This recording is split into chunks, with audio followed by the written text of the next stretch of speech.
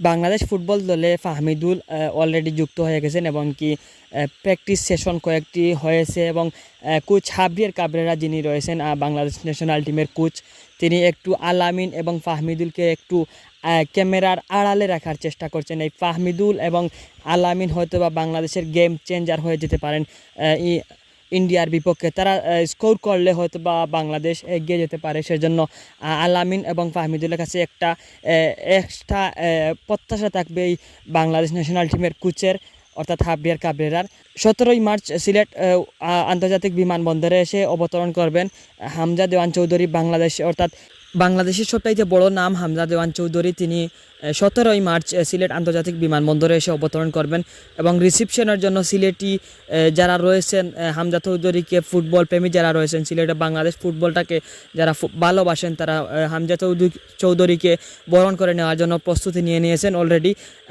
সিলেট আন্তর্জাতিক বিমানবন্দরে 17ই মার্চ অবতরণ করবেন সম্ভবত আনুমানিক 11 ঘটিকার সময়। সেখান থেকে তিনি যাবেন সরাসরি হবিগঞ্জে। তিনি হবিগঞ্জের যে বাড়ি রয়েছে সেই বাড়িতে থাকবেন তিনি 17ই মার্চ। সম্ভবত 18ই মার্চ মনে হয় আবারও ঢাকায় ব্যাক করে 19 অথবা 20 মার্চ তিনি বাংলাদেশ ন্যাশনাল টিমে ক্যাম্পে জয়েন হবেন। 20 তারিখ ফ্লাই করবে ভারতের উদ্দেশ্যে বাংলাদেশ ন্যাশনাল টিম।